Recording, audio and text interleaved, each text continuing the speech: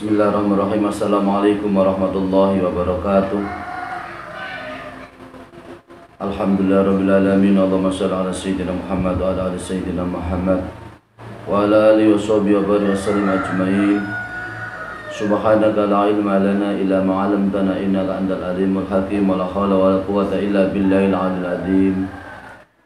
Amma ba'du, kaum muslimin dan muslimat, pemirsa, pendengar yang dirahmati Allah Subhanahu wa taala. Alhamdulillah wa syukurillah, pada kesempatan ini kita semua bisa bertemu kembali, belajar dengan sunnah Rasulullah Shallallahu alaihi wasallam dengan yaitu dalam keadaan sehat walafiat. Amin Allahumma amin. Semoga segenap keluarga di rumah, segenap famili diberi kesehatan dan keselamatan, diberi keberkahan oleh Allah Subhanahu wa taala. Amin Allahumma amin. Sholawat beserta salam kita haturkan kepada baginda Rasulullah Shallallahu alaihi wasallam dengan ucapan Allahumma shalli ala sayyidina Muhammad wa ala ali sayyidina Muhammad. Selanjutnya pada kesempatan ini kita mengaji kitab Sunan Nasa'i juz 4 dengan syarahnya Sunan Nasa'i yang karyanya adalah Al-Hafidh Jalaluddin As-Suyuti, dan khasiahnya kitab Sunan Nasa'i yaitu Al-Imam As-Sanadi juz 4 dengan bab, yaitu bab yang pertama yang kami baca adalah bab tentang nalkin mayit dengan sohifah atau halaman juz 4 yaitu halaman 5 dengan beberapa keterangan sebagai berikut. Bismillahirrahmanirrahim. Bismillahirrahmanirrahim. Akhbarana Ali bin Hujr qala hadatsana Ismail bin Ulayyah an Abdul Aziz wa an ba'ana Amr bin Musa qala hadatsana Abdul Waris qala hadatsana Abdul Aziz an Anas qala Rasulullah sallallahu alaihi wasallam ala la yatamanna ahadukum al mauta li dzurrin nazala bihi fa in kana la budda min mutamanniyan al mauta falyaqul Allahumma ahyini ma kanatil hayatu khairan li wa tawaffani ma kanatil wafatu khairan li. Artinya adalah sahabat yaitu Imam Nasa'i diceritakan oleh Ali bin Hujr. Ali berkata, kami diceritakan oleh Ismail bin Ulayyah yang sumbernya dari Abdul Aziz. Abdul Aziz diceritakan oleh Imran bin Musa. Imran bin Musa berkata, kami diceritakan oleh Abdul Waris. Abdul Waris berkata, kami diceritakan oleh Abdul Aziz yang sumbernya dari sahabat Anas. Sahabat Anas berkata, Rasulullah Shallallahu alaihi wasallam telah bersabda, ingatlah di antara kamu semua, janganlah kamu semua berharap mati atau meninggal dunia, karena yaitu kesakitan atau bahaya yang melanda atau yang menimpa pada kamu semua. Apabila kamu semua adalah orang yang berharap mati, maka ucapkanlah doa ini, ya Allah, berikanlah kami ya Allah hidup apabila kehidupanku itu adalah baik atau barokah untukku, dan berilah kami mati ya Allah apabila kematianku itu adalah lebih baik dariku. Jadi para pemirsa yang dirahmati Allah Subhanahu wa taala, kata kunci dalam kehidupan yaitu baik atau barokah, hidup yang baik. Amin Allahumma amin.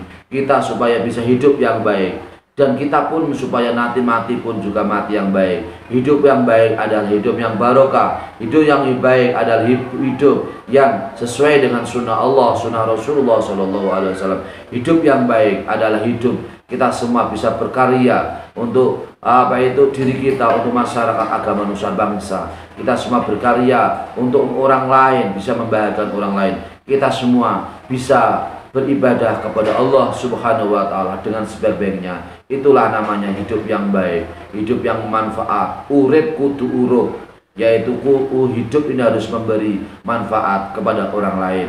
Maka apabila kita semua adalah hidup, maka hiduplah kita dengan hidup yang baik.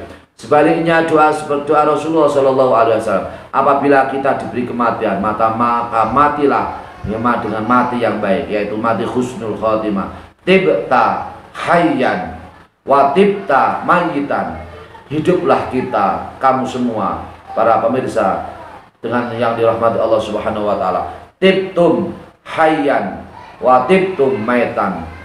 Semoga kita semua para pemirsa yang dirahmati Allah Subhanahu wa taala diberi kehidupan dalam kehidupan yang baik, yang barokah, dan diberi kematian dengan kematian yang baik dan barokah. Amin Allahumma amin. Dengan demikian para pemirsa yang dirahmati Allah Subhanahu wa taala, maka di sini Rasulullah Shallallahu alaihi wasallam mengajarkan keseimbangan. Hidup harus baik, mati pun harus baik. Jangan hidup baik, mati tidak baik, atau sebaliknya. Hidup yang baik maka akan menjadikan mati yang baik. Hidup yang buruk maka juga akan menjadikan mati yang buruk. Dua sisi yang saling ketergantungan. Apabila hidup kita baik, maka insya Allah mati pun kita mati baik, mati husnul khotimah. Apabila hidup kita itu buruk, maka akan berakibat ketika akan meninggal dunia, maka kita pun akan meninggal dunia, diberi keburukan oleh Allah Subhanahu wa taala. Karena selama hidup kita tidak pernah baik, maka mati pun juga akan menjadi berakibat mati yang buruk. Na'udzubillahi min dzalik. Bismillahirrahmanirrahim. Qala musannif rahimallahu taala fi ulumi fidarin, amin ya rabbal alamin. Babu alamati mautil mati. Bab alamat, yaitu alamat meninggal dunia. Akhbarana Muhammad bin Basar qala hadatsana Yahya anil Musanna bin Sa'id an Qatadah an Abdullah bin Buraidah an Abi anna Rasulullah sallallahu alaihi wasallam qala mautul mu'mini ba'arakil jabini. Artinya adalah sahabat yaitu Imam Nasai diceritakan oleh Muhammad bin Basar. Muhammad bin Basar berkata, kami diceritakan oleh Yahya yang sumbernya dari Musanna bin Sa'id, yang sumbernya dari Qatadah, yang sumbernya dari Abdullah bin Buraidah, yang sumbernya dari bapaknya Abdullah bin Buraidah, bahwasanya Rasulullah Shallallahu alaihi wasallam bersabda, matinya seorang yang mukmin adalah ditandai dengan keringat pada raut muka atau pada pilingan. Apabila seorang mukmin di mana akan meninggal dunia, di antara tanda-tandanya seorang mukmin yang meninggal dunia adalah bagian pilingan, bagian raut muka ini itu bercucur dengan keringat. Karena apa? Karena di situ adalah ruhnya dicabut oleh Allah Subhanahu wa taala. Ruh ini dicabut oleh Allah Subhanahu wa taala dari mulai qadamahu, dua delamaan dicabut oleh Allah Subhanahu wa taala. Kemudian fakhidahu, dua kaki. Ruh dicabut dari delamaan, dari bagian alas kaki, kemudian kaki dicabut, malaikat mencabut nyawa, mencabut bagian alas kaki. Setelah alas kaki kemudian tidak ada ruhnya karena dicabut oleh malaikat pencabut nyawa. Kemudian naik ke atas, yaitu bagian dada sampai bagian dada, bagian bawah kaki sampai ke bagian dada. Terasa dingin karena tidak punya ruh, ruhnya sudah dicabut oleh malaikat. Bagian dada ini sudah dicabut ruhnya oleh malaikat. Maka semua badannya adalah menjadi lemas, semua badannya adalah menjadi dingin. Mata tidak bisa melihat, kuping pun mata tidak bisa melihat dunia. Dunia ini adalah gelap karena penglihatan sudah dicabut oleh Allah Subhanahu wa taala. Kalau penglihatan sudah dicabut oleh Allah Subhanahu wa taala, tinggal bagian telinga. Ketika telinga sudah dicabut oleh Allah, masih diberi kesempatan tidak dicabut oleh Allah Subhanahu wa taala, maka disitulah kita sebagai saudara orang yang Islam, yaitu kesunatan nalkin, mengingatkan ucapan kalimat tauhid, yaitu kalimat la ilaha illallah, la ilaha illallah, la ilaha illallah. Kalimat talqin, kalimat tauhid inilah yang menjadi pungkasan, yang menjadi penutup kalimat selama hidupnya. Berarti diberi husnul khotimah. Amin Allahumma amin. Apabila ruhnya sudah pada dada ke bawah, ruhnya sudah diambil oleh Allah Subhanahu wa taala lewat malaikat. Kemudian disitulah ketika ruh sampai pada tenggorokan, disitulah pintu tobat ditutup oleh Allah Subhanahu wa taala. Pintu tobat ditutup oleh Allah Subhanahu wa taala. Seorang apabila berniat untuk bertobat, maka tidak diterima oleh Allah Subhanahu wa taala. Karena dalam roh ini ketika sudah ada pada tenggorokan, berarti tinggal hanya semua dikeluarkan rohnya oleh Allah Subhanahu wa taala. Berarti kemudian ketika meninggalkan roh, maka mata kita semua kelak ketika dicabut oleh Allah Subhanahu wa taala, maka mata kita ini akan melihat keluarnya roh. Maka di situ kita semua kelak kita semua ketika akan meninggal dunia, ketika mata sudah sudah roh sudah sampai pada tenggorokan kemudian dicabut semuanya, maka mata kita akan melotot karena mata kita itu adalah mengikuti keluarnya roh. Maka semoga kita semua nanti mengucapkan roh kita, jasad kita mengucapkan la ilaha illallah. Itu artinya diberi pungkasan husnul khotimah. Amin Allahumma amin. Maka ketika sholat, tahiyat akhir, tahiyat awal, ketika mengucapkan kalimat tauhid asyhadu alla ilaha illallah, maka disunatkan mata kita dipelototkan, dipelototkan mata kita menjadi lebat atau dipelototkan melihat kepada driji bersamaan dengan ucapan la ilaha illallah, supaya kelak kita semua ini, supaya ketika melotot keluar dari roh ketika meninggal dunia, supaya kita pada lisan kita mengucapkan la ilaha illallah seperti halnya ketika kita pada waktu kita sholat. Amin Allahumma amin. Bismillahirrahmanirrahim. Qala al-Iraqi pada kitab Syarah Sunan Nasa'i, qala al-Iraqi fi syarh Tirmidzi wa ikhtalafa fi mana hadal hadisi. Faqila inna irqal jabini yakunu lima yu'aliju min syiddatil mauti wa alaihi yadullu hadis Ibnu Mas'ud.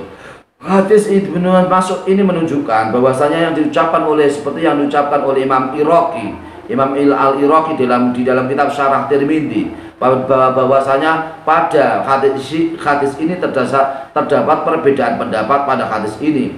Diucapkan seorang ulama bahwasanya yang dimaksud di sini adalah bagian keringat. Raut muka itu mengeluarkan keringat, raut muka mengeluarkan keringat karena beratnya mati, karena beratnya meninggal dunia, karena beratnya mati ketika roh dicabut dari badan sangat berat, maka disitulah keluarnya keluar dengan deras keringat-keringat yang ada pada bagian raut muka, maka menjadi deras mengeluarkan keringat.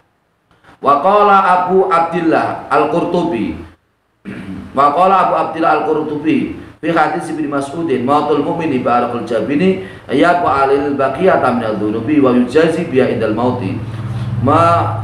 Yaitu sahabat Abu Abdillah Al-Qurtubi di dalam hadis Ibnu Mas'ud, yaitu hadis mautnya seorang mukmin itu adalah dengan keluarnya keringat pada bagian raut muka, maka di sini adalah sisa-sisa dosa yang ada pada seseorang yang akan meninggal dunia. Ini dikeluarkan, diampuni oleh Allah Subhanahu wa taala, dilebur dosanya oleh Allah Subhanahu wa taala, maka di situ Allah Subhanahu wa taala membalas dosa-dosa seseorang ketika meninggal dunia, maka Allah Subhanahu wa taala membalas ketika meninggal dunia.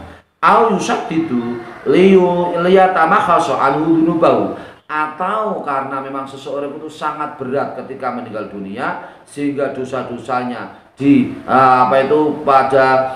dilebur oleh Allah Subhanahu wa taala. Hakadha dzakaru fi tadhkirah. Ini adalah sesuatu yang dalam kitab Al-Tadhkirah Imam Qurtubi, apabila seseorang itu merasa sangat berat, ada rohnya dicabut oleh Allah Subhanahu wa taala dalam posisi sangat berat, itu menunjukkan bahwa disitulah keluarnya dosa-dosa diampuni oleh Allah Subhanahu wa taala. Dosa-dosa dikeluarkan oleh Allah Subhanahu wa taala bersama dengan beratnya meninggal dunia, beratnya ketika roh dikeluarkan, sakitnya ketika roh dikeluarkan, maka disitulah dosa-dosa pula diampuni oleh Allah Subhanahu wa taala.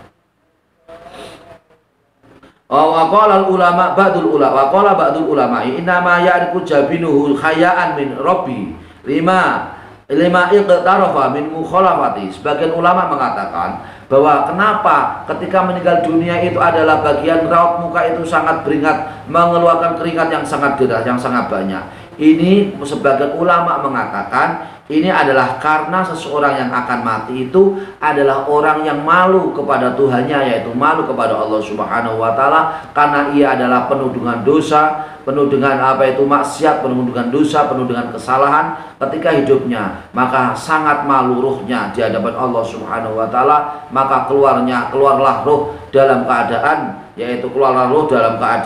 yaitu keringat yang sangat deras. Maka di sini para pemirsa yang dirahmati Allah Subhanahu wa taala, yang penting kita semua adalah hidup harus selalu meningkat, hidup harus selalu lebih baik, hidup harus selalu lebih berkah, hidup harus selalu lebih maslahat, lebih barokah, hidup harus selalu kita semua bisa meningkatkan diri kita masing-masing sehingga hidup kita selalu berkualitas, hidup kita selalu bisa lebih baik. Amin Allahumma amin. Demikian para pemirsa yang dirahmati Allah Subhanahu wa taala, ngaji pada kita, ngaji pada kesempatan ini ngaji kita yaitu ngaji kitab Sunan Nasai dan kitab Syarah Sunan Nasai juz 4. Semoga bermanfaat untuk kita semua. Semoga Allah Subhanahu wa taala memberikan keberkahan untuk kehidupan kita. Amin Allahumma amin. Wallahul muwaffiq ila aqwamit thoriq. Wassalamualaikum warahmatullahi wabarakatuh.